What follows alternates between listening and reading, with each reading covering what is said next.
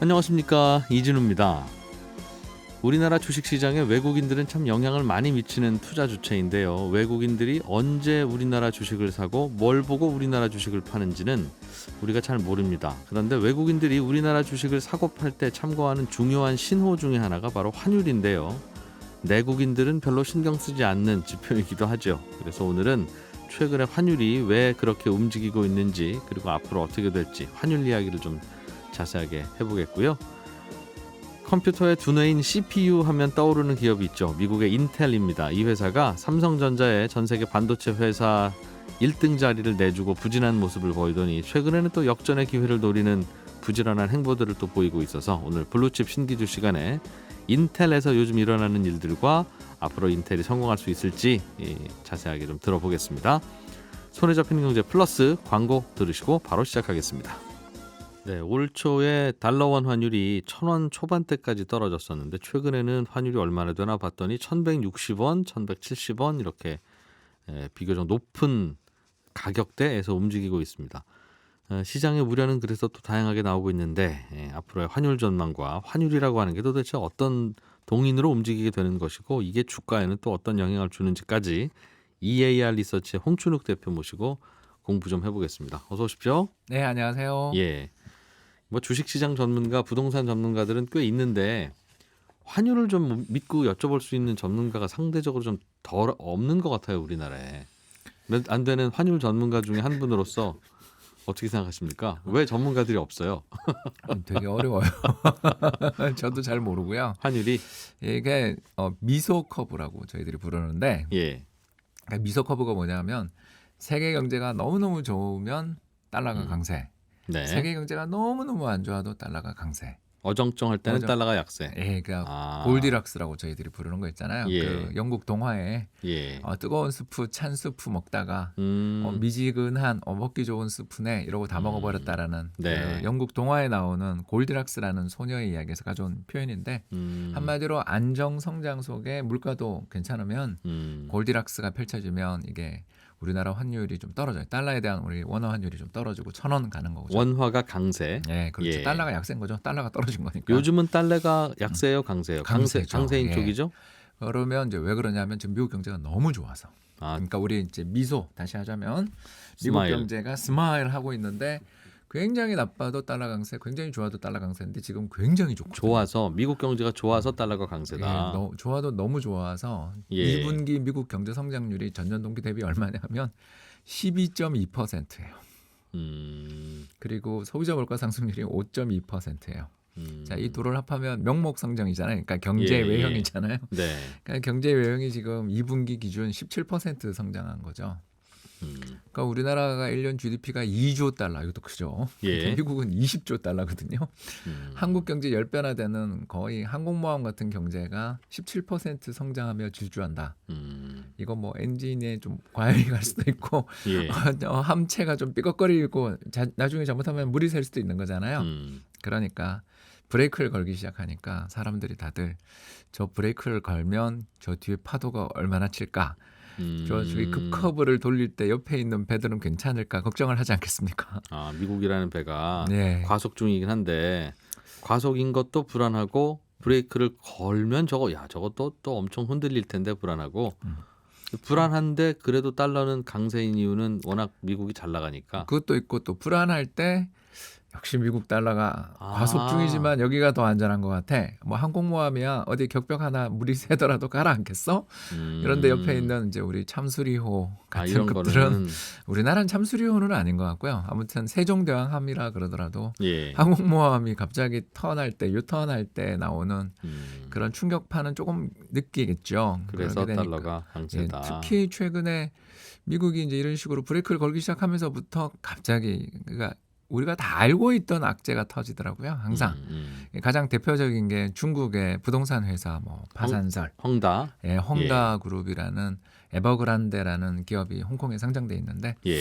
이 회사 주식이 연초 대비 80%인가 폭락하더라고요. 그러니까 이런 일들이 우리는 다 알죠. 아유 뭐 망할 수도 있는 거지. 자본주의 경제, 시장 경제로 가는 중이면 어쩔 수 없지. 근데 이 달러가 강세로 가는 중에 갑자기 뭐 다른 나라에서 나온 안 좋은 소식들은 더 부풀려지는 거죠.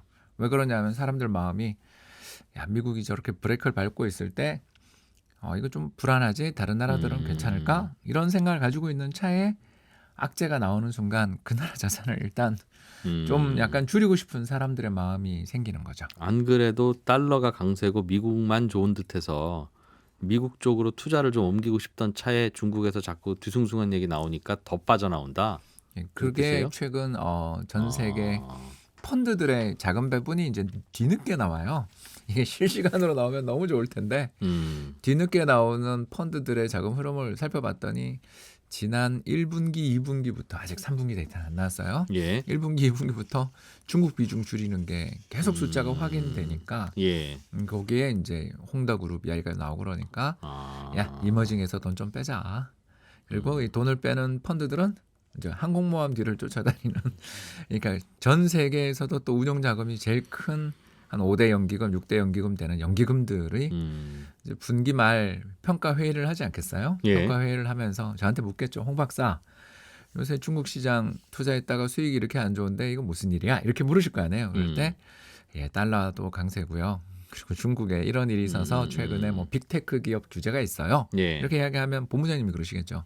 그래, 대책은 있나? 음. 이러지 않겠습니까? 그럼 어떻게 해야 돼? 예, 어떻게 해야 돼? 그럴 때 이제 옆에 있던 이코노미스트 경제 분석가가 음, 최근 미국 경제가 좀 과열이라 거기 금리도 인상할 것 같고 또 사람들이 이렇게 미국 금리 인상할 때 좀 불안해하니까 달러가 강세할 것 같습니다라고 옆에서 딱 끼어들었을 거 아니에요. 네. 그러면 야, 돈 좀 빼서 그러면 미국 갖다 놔.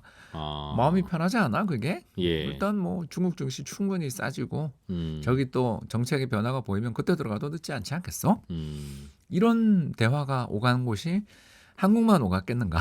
아, 전 세계 5대 연기금, 6대 연기금들 그렇게 이야기하면서 제일 큰 게 일본 국민연금, 네. 그 다음이 노르웨이의 석유기금, 그리고 세 번째가 한국의 국민연금, 네 번째가 보통은 네덜란드 ABP라고 불리는 네덜란드 연기금. 예. 거기에 이제 캘퍼스라고 들어보셨죠, 그죠? 예. 캘리포니아 교직원기금, 여섯 번째가 캐나다 국민연금. 네. 이렇게 이제 빅식스라고 불리는 기관들 중에서 이 투자 통계들을 그래도 신속하게 공개해주는 서너 개 연기금들의 동향을 봤더니 죄다 2분기에 다 이머징 혹은 뭐 신흥국 또는 중국 이런 쪽에서 돈을 다 뺀 것 빼서 같고 차익을 실현한 것도 있는 것 같고 예. 일단 좀 빼서 주식보다는 지금 최근에 금리가 올랐으니까 네. 야, 앞으로 이럴 때 좀 이럴 때 미국 국채 좀 사두지 뭐 이런 분위기들도 좀 관측이 되고 또 이 돈들 중에 일부는 미국 시장에도 들어간 것 같고 그렇습니다. 그러니 미국이 워낙 좋아서 워낙 좋으면 곧 금리 올리고 그럴 테니까 또 금리를 올리기 시작하면 미국만 나빠지는 게 아니라 오히려 미국 이외의 나라들이 더 먼저 흔들리죠. 우리나라 지난 그 8월달 수출이 얼마가 나냐면 플러스 35%가 났어요. 1년 전에 비해서. 예. 예. 그리고 이제 추석 연휴 지나고 또 20일까지 통계도 나오겠지만 제가 봤을 땐 거의 한 30% 9월에도 지난 30% 정도 나오는 것 같아요. 그러니까 이게 우리 기업들의 경쟁력이 갑자기 작년 대비 30%나 개선돼서 수출이 잘 됐다. 이렇게 믿고 싶긴 한데 그 부분은 조금 있겠지만 다는 아니라면 결국 남아있는 건 바이든 행정부가 올해 연초에 취임하면서부터 어마어마하게 돈을 풀었잖아요. 그 돈 푼 것들을 가지고 중고차 값이 급등할 정도로 사람들이 전부 물건 사러 갔잖아요. 예. 왜냐하면 사회적 거리 두기를 하면서 밖을 못 나가는 상황에서 그래 우리 차에서 우리 가족끼리 여행하지 뭐 이제 이런 분위기가 나오며 중고차 값 급등하고 이게 연쇄적인 파동을 일으키며 제품 가격 인상해서 한국 수출이 잘 된 거잖아요. 예. 그런데 이제 미국이 금리를 이제 인상할지도 몰라 또는 양적 완화 규모를 줄일 수도 있어. 이렇게 이야기하는데 실제로 미국의 자동차 판매량이 4개월 연속 감소했어요. 최근에. 네, 8월까지. 그러니까 4달 연속 감소한 거죠. 왜 감소했냐? 사람들한테 물어보니까 사고 싶은데 차값이 너무 비싸서. 또는 뭐 마음에 드는 게 없어서 기다려야 돼. 기다려야 되고 그러니까 이제 사람들이 중고차를 갖다가 또 중고차도 너무 비싸니까 이제는 안 사고 기다리네. 안 사고 이제 아예 뭐 보면 우리 위드 코로나인데 외식까지 뭐 네. 이제 이런 식으로 시장의 움직임들이 나오는 것도 있고 또 금리 인상할 거라는 이야기도 있고 그러니까 아무래도 이제 우리나라랑 전 세계 투자자들 입장에서 볼 때 우리나라 경제가 굉장히 좋은 건 사실이지만 이 좋은 이유는 선진국 쪽에서의 사재기가 좀 있었던 것 때문에 영향을 받다면 저걸 좀 미국 정부가 미국 연준이 네. 브레이크를 걸기 시작한 게 좀 아시아 국가들 수출 전망도 또 지금은 좋지만 이대로 가면 브레이크 걸면 좀 더 나빠질 수도 있는 거 아닌가? 네. 이런 두 가지 의미가 있는 거죠. 그러니까 한국 경제 너무 좋은데 야 이거 정점을 지나는 거 아니야? 그리고 그 핑계로 미국의 뭐 양적 완화 축소 또는 달러 강세 이런 걸 들면서 자산 배분에 좀 이동이 있는 것 이렇게도 해석해 볼 수 있는 거죠. 그러면 투자자들은 특히 이제 외국인 투자자들은 환율이 올라갈 것 같으니까 그 말은 이제 달러 가격이 올라갈 것 같다는 뜻이죠. 그렇죠. 그러면 우리나라에 투자하고 있으면 가만히 있으면 손해를 보니까 평가를 달러로 하니까. 그러니까요. 달러의 가치가 그러니까 올라가고 있는 상태에서 달러를 들고 있어야지 원화를 들고 있으면 바보가 되니 그래서 원화를 안 들고 있으려고 빠져나가고 맞습니다. 빠져나가니까 그러면 달러를 들고 빠져나가야 되니까 달러의 가치와 가격이 또 올라가서 그렇게 환율이 움직이는 건지 즉 움직이는 게 이제 환율을 보고 주식을 사고 팔고 하는 건지 아니면 한국 주식이 내려갈 것 같으니까 혹은 미국 주식이 더 좋을 것 같으니까 미국으로 옮겨가는 과정에서 결과적으로 달러가 올라가는 건지 그게 좀 궁금해요. 그러니까 달러가 올라갈 것 같으니까 주식을 사고 파는 건지 주식을 사고 파니까 달러가 움직이는 건지 뭐가 먼저입니까? 지금은 지금 방금 이야기하신 거에서 달러가 예. 강세를 갈 것 같으니까 미리 좀 비워두는 매매인 것 같아요. 근데 그거는 시절에 따라 시기에 따라 네. 그때 달라요. 달라요. 왜 그러냐면 6월 달에도 우리나라 시장에서 외국인 주식 투자자들이 한 5조 정도 팔았고요. 또 뭐 7월에도 또 그보다 더 많이 팔아서 또 4조. 8월에는 한 8조 뭐 이렇게 계속 팔고 있는데 예. 환율 움직이는 걸 살펴보면 좀 약간 뒤늦게 움직였어요. 팔고 나서 네. 뒤늦게 예. 그러니까 우리나라 최근에 환율이 좀 상승한 건 외국인이 파는 걸 보고 더 오르겠구나. 이렇게 좀 약간 뇌동매매를 하잖아요, 사람들이. 예. 저도 이제 딜링룸에서 일을 할 때 외환딜러들이 이제 저한테 묻는 거죠. 홍 박사, 저 외국인이 더 팔 것 같아? 요즘 달러가 좀 강세고 뭐 또 연기금들 자산 배분 보니까 달러 강세 같아요. 예. 그래 그러면 우리 좀 더 미리 팔아두지 뭐. 이렇게 우리 추석 앞두고서 보통 매매하는 거 그렇게 그런 해서. 게 이런 외국인의 자금 흐름이나 또는 달러의 흐름을 보고 뒤따라 매매하는 게 지금은 좀 더 영향이 있었던 것 같고. 외환 시장에서는 그렇죠. 주식 시장이 궁금해서 여쭙는 질문인데요. 그러니까 삼성전자 주식이 왜 자꾸 내리거나 전체 주식이 왜 불안한가 생각해 보면 달러가 강세일 것 같아서 그냥 우리나라 주식이 뭐 특별히 나빠서가 아니라 달러가 강세일 것 같으니까 우리나라 주식을 파는 건지 그냥 그래서 내리는 건지 아니면 우리나라 주식을 팔고 외국으로 가려는 바람에 달러가 오르는 건지 예, 전자인 것 같습니다. 아직은. 그것도 역시 달러의 그러니까 큰 위기 방향 때는 때문에 후자가 돼요. 그건 맞습니다. 왔다 갔다 하니까요. 예. 예를 들어서 2020년 3월 작년 3월에 장중 기준이지만 1299원까지 한번 갔잖아요. 예. 그때는 외국인 팔고 나간 거에 대한 매물 공세도 그 컸어요. 결과로 네, 그 매물 공세가 뭐 가격 불문 팔았으니까. 근데 지금 삼성전자, SK하이닉스 파는 거는 거래가 잘 돼서 파는 것 같아요. 이게 무슨 말이냐면 예. 달러 강세가 돼서 야 이제 이머징에 투자해 놓은 거 좀 줄이고 싶어 이럴 때 그럼 우리나라에 한국에 투자해 놓은 거 중에서 뭐부터 줄일까요? 이렇게 물으면 야 우리 팔면 가격이 폭락할 기업들은 지금 천천히 팔고 거래가 하도 잘 되니까 외국인이 팔아도 가격이 잘 버티는 네. 시가총액 상위에 수급도 좋은 아하. 그런 기업부터 좀 팔아보자. 그래서 이게 삼성전자, SK하이닉스를 비롯한 한국의 대형 기업들의 외국인 매도가 집중된 이유가 아니겠나. 그러면 삼성전자 주식이 내리거나 하이닉스 주식이 내리거나 못 오를 때 도대체 반도체 시황에 뭐가 문제가 있는 건지 삼성전자 뭐 안 좋아? 이렇게 들여다보면 거기서 원인 못 찾는 거네요. 그런 경우가 종종 있었던 거죠. 이번에도 반도체 뭐 슈퍼사이클 이야기가 불과 몇 달 전에 있었는데 갑자기 뭐 모건 스탠리나 뭐 몇 군데 외국계 증권사에서 삼성전자 목표 주가 조금 내렸다고 이렇게 매도가 나왔다. 네. 이렇게 이야기하는 건 증권사 보고서에 대해서 너무 우리가 좀 언제부터 약간 그렇게 믿었다고? 그렇죠. 우상을 만드는 것 같아요. 저도 뭐 증권사에서 리서치 팀장했지만 네. 보고서를 신중하게 내고 이렇게 열심히 일하고 있는 애널리스트들의 노고를 제가 뭐 무시한 건 아니지만 그런 보고서들이 나온 것 때문에 시장이 영향을 받는 거는 좀 음. 중소형주들은 그런 게 그럴 수 확실히 있는데. 보이는데 그냥 보고서가 자주 안 나오니까.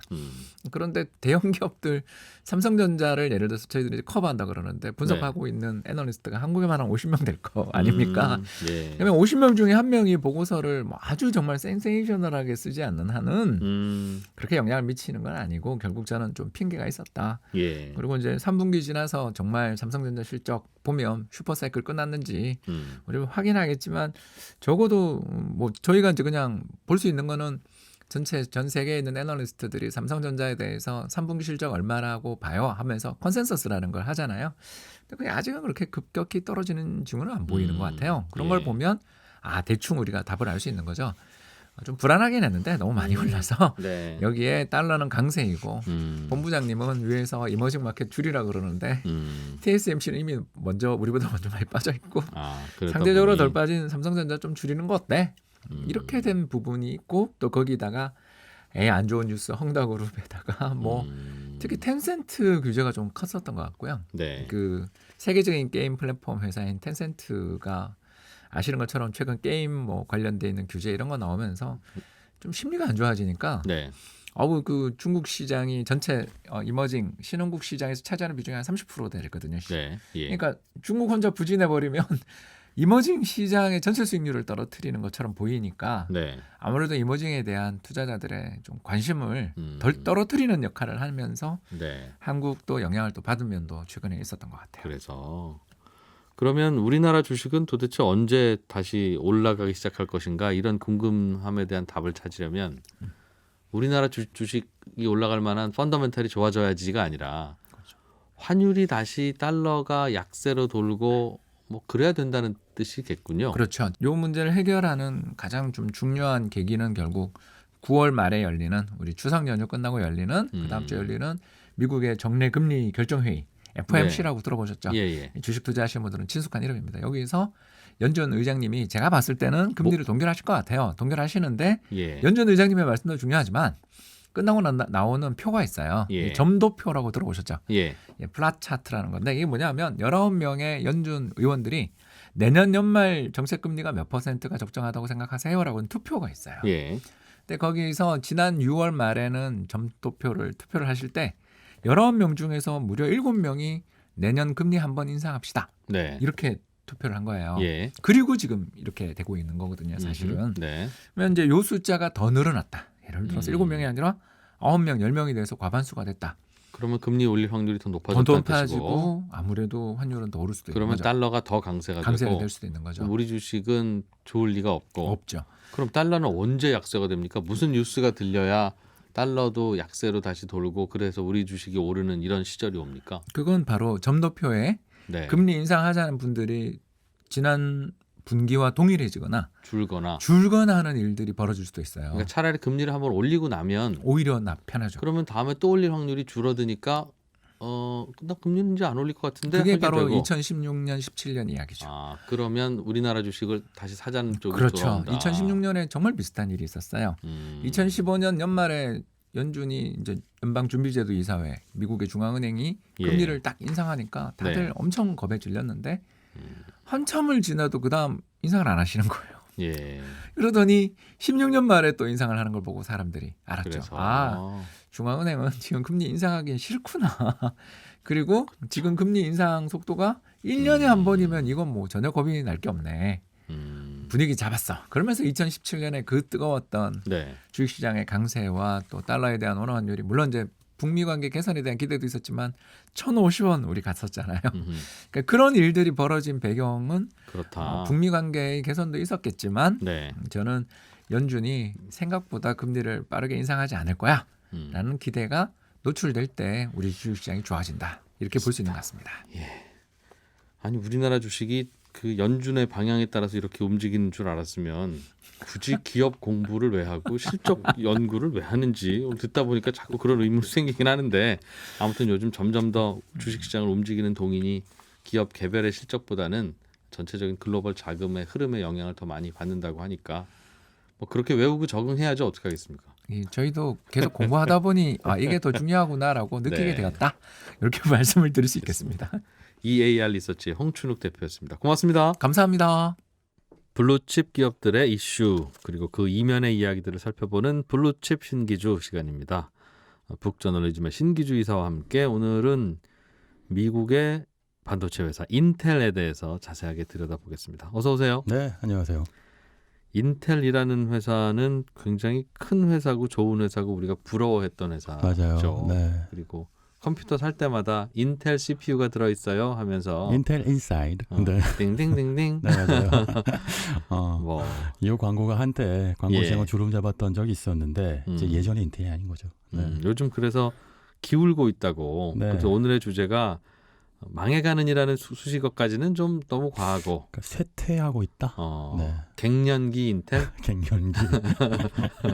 인텔이 갱년기를 어떻게 극복할 것인가. 네, 맞습니다. 사람들의 관심이 많이 쏠리고 있다는 그런 이야기 같아요. 네. 3분기 실적이 최근에 어떻게 나왔습니까? 이게요. 사실 추세가 중요하잖아요. 정치든 기업 경영이든. 예. 2분기, 3분기에 걸쳐서 반도체 왕국이라 불렸던 인텔이 2등으로 계속 내려오고 있어요. 근데 이게 우리한테 나쁜 소식만은 아닌 게 1등이 바로 삼성전자거든요. 네. 반도체를 종류를 가리지 않고 그냥 다 합쳐서 순위를 뽑아보면 네. 삼성전자가 전 세계 1등, 네. 인텔이 2등이다. 네, 원래 인텔이 영원한 1등이었고 사실 그 매출면으로 봤을 때 1등을 빼앗겼던 게 2분기에 충격이었는데 물론 그때도 다들 그 얘기했죠. 네, 그럴 줄 알았어. 였는데 뭐 작년 재작년까지도 인텔이 1등이었어요. 네, 그럼? 였습니다. 매출면에서는 그랬죠. 네.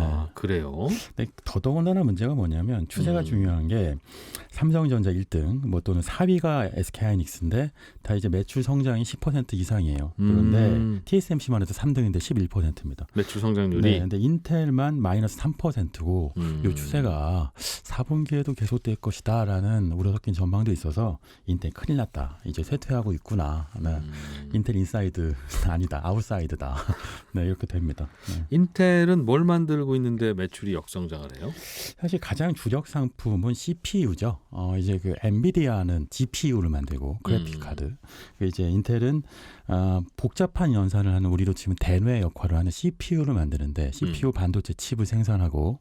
근데 이 수요가 인텔이 최근에 조금 좋았던 것은 그러니까 이제 PC의 수요는 줄고 있지만 그건 다 모바일로 갔잖아요. 우리 대부분 PC 앞에 앉기보단 휴대폰으로 많은 거 보니까 사람들은 이제 PC 없어도 살죠. 네, 맞습니다. 그러니까 이제 CPU 다음이 이른바 모바일 AP라고 하는 CPU에 더하기 CPU 이외의 컴퓨터 장치까지 결합된 형태의 애플리케이션인데 휴대폰에 만드는 회사 퀄컴이죠. 네.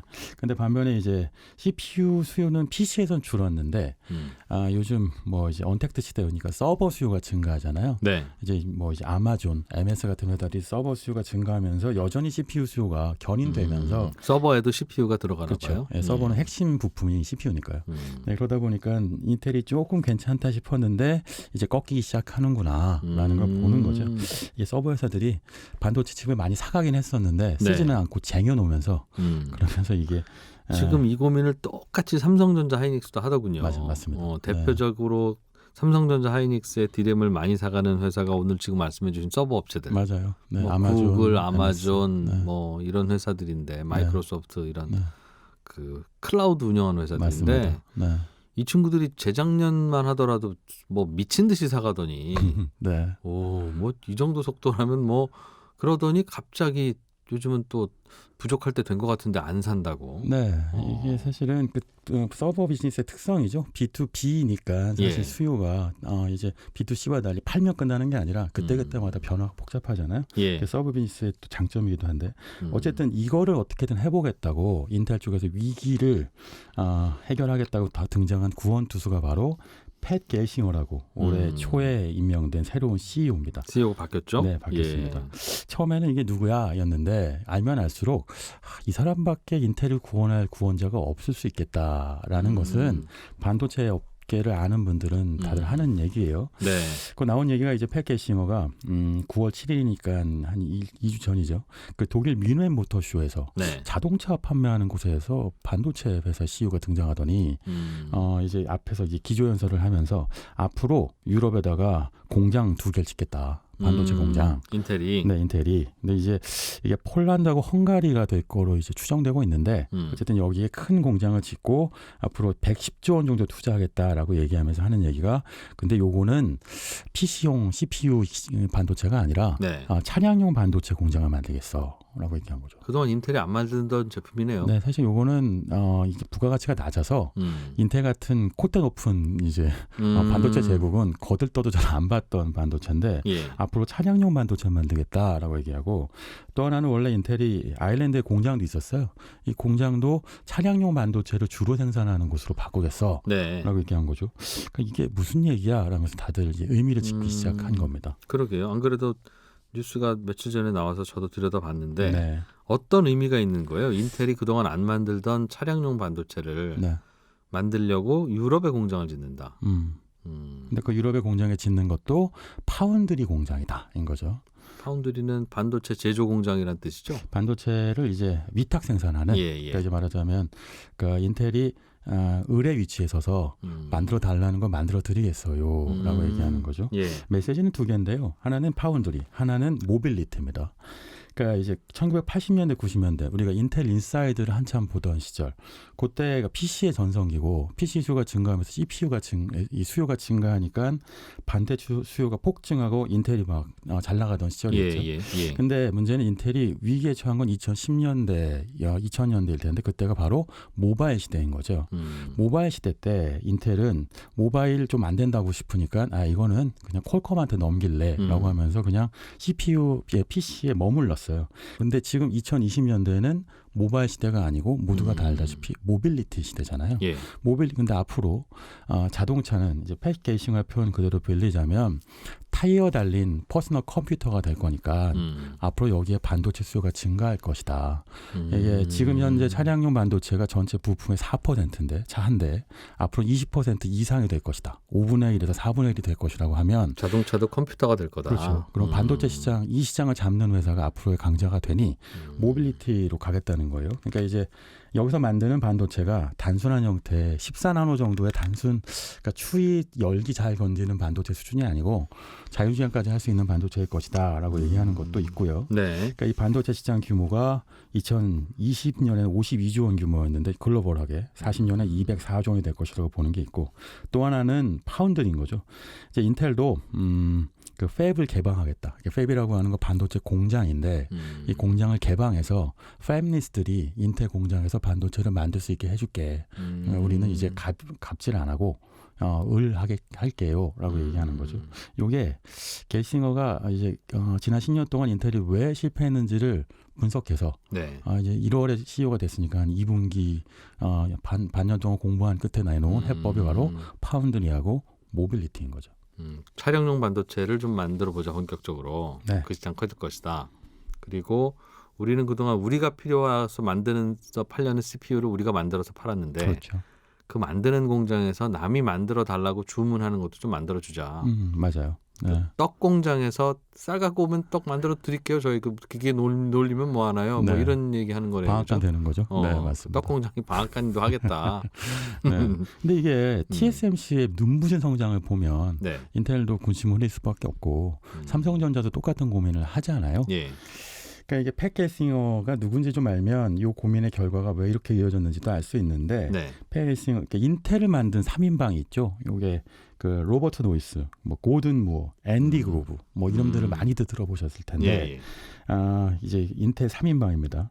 근데 이 3인방한테 그러니까 직계 제자라고 할 수 있어요. 팻 겔싱어는 평생을 인텔에서 몸담았고 예. 이들이 어떻게 인텔을 혁신하고 반도체 산업을 주도하고 이런 걸 다 알고 있었던 인물인데 아이러니하게도 10년 전에 팻 겔싱어는 인텔에서 쫓겨났었습니다. 왜요? 그러니까 이게 회사의 분위기가 바뀌면서 일단 그 당시에 CEO로 등장한 인물이 브라이언 크로자닉이라는 인물이었는데 예. 이 인물이 딱 한 얘기가 있어요. 인텔 더 이상 기술 회사 아니야. 우리 재무구조 개선하고 R&D 비용 절감해서 이게 말하자면 투자자들이 좋아하는 회사가 달래라고 하면서 그때 R&D 투자 감축하면서 엔지니어들을 구조조정했는데 그때 쫓겨난 인물 중에 한 명이 이제 CTO였던 당시에 팻 겔싱어였던 거죠. 예. 인텔은요, 그 인텔 직원들이 10년 동안 했던 얘기가 팻 겔싱어가 언제 돌아오냐였어요. 그러니까 내부적으로 신망이 좀 있었나 봐요. 신망도 있었고 기술적인 강점도 있었는데 인텔이 점점 다른 쪽으로 가고 있는 상황에서 이제 정말 CTO 출신의 기술자 출신의 CEO가 돌아와야 한다는 얘기가 계속 있었는데 그때 등장한 인물이었던 거죠. 근데 이전 CEO들이 했던 것 중에 하나가 아까 말씀드린 것처럼 모바일을 포기해요. 모바일 시장의 트렌드인데 하지 말자라고 얘기하고 또 하나가 조금 안 되니까 파운드리도 포기합니다. 인텔이 파운드리 처음 하는 게 아니라 몇 번 시도하다가 우리 이거는 TSMC가 너무 잘해. 왜 네, 그랬더니 네. 아시아에서의 인건비나 이런 결국 재무 구조를 우리는 따라갈 수가 없어. 그러니까 아시아에서 만들고 네. 우리는 그냥 하던 거 잘 할래 였다가 시대의 트렌드 다 놓친 거죠. 그러면서 기술 개발도 안 돼. 파운드리도 못 만들어. 네. 모바일도 안 돼. 이 트렌드 다 놓치고 인텔이 예전 같지 않다는 얘기가 들었는데 팩 계시는가 복귀하면서 예. 바로 요 문제들을 해결하기 시작한 겁니다. 첫 번째 솔루션이 우리 파운드리 하겠다. 그렇죠. 방앗간. 네. 그러면 예. 이제 반도체를 이렇게 위탁 생산을 맡기려고 하는 클라이언트 입장에서 보자면 내가 아주 앞서가는 반도체 설계했는데 인터넷에 맡기면 인텔이 우리 이익 거 보고 베끼면 맞아요. 인텔 네. 우리 경쟁자인데. 그렇죠. 네. 그게 삼성전자가 파운드리 사업을 하기가 쉽지 않은 이유인데 그렇죠. 인텔도 똑같은 문제가 있는 거죠. 예. 그러니까 이 의심을 불식시키는 게 지금 문제인 거예요. 그러니까 과연 클라이언트들이 이걸 믿고 맡길 수 있게 할 것이냐. 여기서 하나의 재밌는 변수가 등장합니다. 지금 이 파운드리 공장을 아리조나에 하나 세웠는데 예. 아무도 안 맡기려고 했어요. 인텔이 파운드리 해서 공장 문 열은다고 해도 믿을 수 없어. 였는데 미국 정부가 퀄컴에 팔이 비틀어갖고 인텔한테 파운드리 모바일 칩 위탁 생산을 만드는 거죠. 네. 원래는 퀄컴은 TSMC에다 맡겼습니까? 그렇죠, 맞습니다. 네. 대만 방앗간에 맡기지 말고 네. 인텔이 미국에 오픈했다고 하는데 그렇죠. 쟤네 네. 지금 요즘 일감 없다 줘라. 그렇죠. 네. 그 이유는 반도체가 안보라고 보기 때문이잖아요. 네. 바이든 행정부에서 반도체를 더 이상 이제 중국이나 아시아권에서 만들면 안 되고 예. 미국 안에서 만들고 미국 안에서 자급자족해야 된다. 이게 수치로 보면 좀 위기일 수도 있겠다 싶은데 전 세계 반도체 80%가 아시아 지역에서 생산됩니다.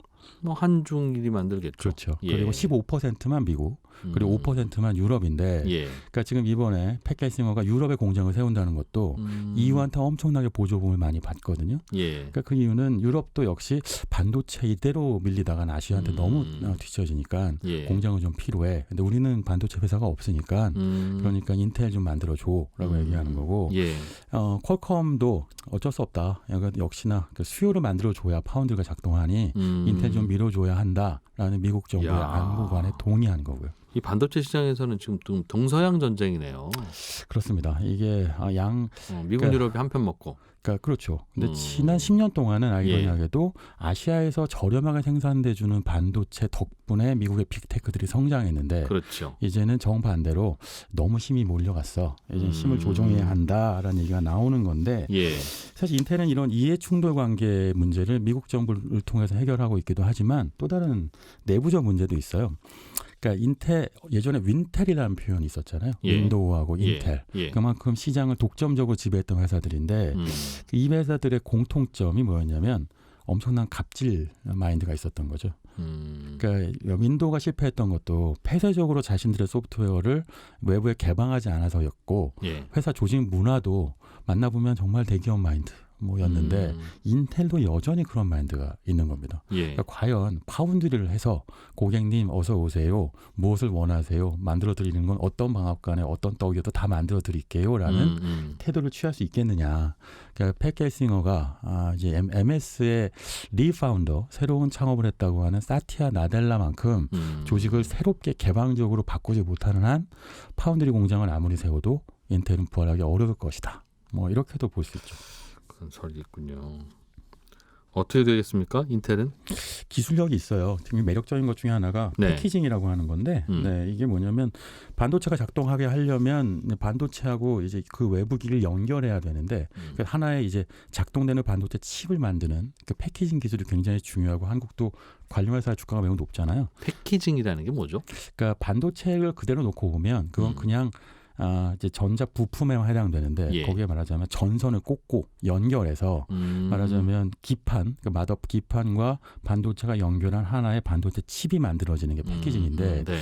점점 이제 지금은 뭐 7나노까지 내려가 있는데 앞으로 뭐 2나노까지 내려간다고 하잖아요.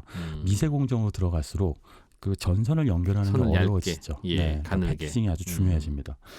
근데 인텔이 패키징 기술에서는 굉장히 독보적이라는 평가를 받으니까 인텔이 이렇게 얘기하는 거죠. 우리한테 파운드리 맡기면 패키징은 덤으로 해줘. 덤으로 해줄게. 네. 그러니까 그렇게 하면서 패키징이라는 기술력 때문에 파운드리 쪽에서 인텔이 가능성이 있을 것이다. 뭐라는 긍정적 평가도 받고 있죠. 네. 그러니까 반도체 위탁 생산 파운드리 공정에서도 패키징을 잘하니까 네. 떡집이 포장 잘하는 것처럼 아이고 말씀하실 줄 알았어요. 선물 포장 이거 잘 해드리겠습니다. 해서 이제 시장에서 한번 네. 해보겠다는 건데 그렇죠. 네. 어떻게 될까요? 그리고 뭐가 관건일까요? 일단 아시아에 공장 지으면 30% 싸요. 그러니까 이 방앗간에서 떡을 아시아에서 만들면 네. 가격은 3분의 1 싸지는데 대신 인텔에서 만들면 포장이 예뻐진다. 네. 과연 이제 클라이언트들이 어떤 선택을 할 것이냐라는 부분이 있고 네. 또 하나는 규모의 경제를 만들어야 하니까 M&A를 해야 될 거예요. 지금 인텔이 눈독 돌리고 있는 회사가 글로벌 파운드리스라고 하는 아랍에미레이트 국부펀드가 소유한 한 250억 달러 정도 규모의 회사가 있거든요. 거기도 방앗간이죠. 네, 거기도 방앗간입니다. 예. 그거를 사들이면 이제 TSMC 못지않은 파운드리 규모가 나오게 되는 부분이 있겠고. 네. 근데 사실 결정적인 건요. 인텔이 과거에 그 정말 반도체 산업을 주름 잡았을 만큼의 기술력을 이제 부활시키느냐. 네. 지금 팻 겔싱어가 2025년까지 2나노 공정 만들겠다고 선언했는데요. 다 미세 공정이죠. 미세 공정. 예. 지금 7나노까지가 한계고 이거 TSMC하고 삼성전자의 수준이고 지금 인텔은 10나노도 제대로 못 만든다 뭐 이런 얘기가 나오는데 네. 양산은 2나노를 하겠다고 한 거예요. 과연 인텔이 이렇게 자신의 이런 목적을 이룰 수 있느냐? 2025년까지의 관건이 이제 변수일 거예요. 그때 기술력의 주도권을 가져가면 네. 파운드리도 되고 뭐 시장도 주도할 수 있을 텐데 그렇지 않으면 어렵겠죠. 결국 겔싱어가 그 과거에 3명의 인텔 창업자 그중에 이제 그로브가 한 얘기가 편집광만이 살아남는다라는 유명한 네. 말을 했잖아요. 네, 네. 기술 변화에 정말 편집증으로 집착해야 된다는 얘기인데 그런 인텔의 편집증이 여전히 인텔의 인사이드가 있는가, 인사이드에 있는가 이걸 좀 볼 필요가 있겠죠. 옛날에 잘 나가던 그러나 지금은 위기를 맞고 있는 인텔이 어떻게 살아날 수 있을지 이게 또 이제 우리나라 반도체 업계와도 또 직간접적으로 영향이 있는 거라서 맞습니다. 네. 재미있네요. 어느 쪽이에요, 신기주 이사님은? 굳이 베팅을 하라면 저러다가 그래도, 또 망할 것 같아요예요, 아니면 다시 살아납니다입니까? 저는 인텔 인사이드의 저력이 남아 있다고 봅니다. 네, 쉽지는 않겠지만 분명히 2025년까지 반전의 기회를 만들어낼 수 있지 않을까요? 네. 북저널리즘의 신기주 이사였습니다. 고맙습니다. 감사합니다. 네, 손에 잡히는 경제 플러스는 여기서 마무리하겠습니다. 저희 방송 내용 다시 들으실 분들은 홈페이지나 아니면 팟캐스트 이용하시면 되겠고요. 저는 추석 연휴지만 내일 아침에도 8시 30분에 인사드리겠습니다. 지금까지 이진우였습니다. 고맙습니다.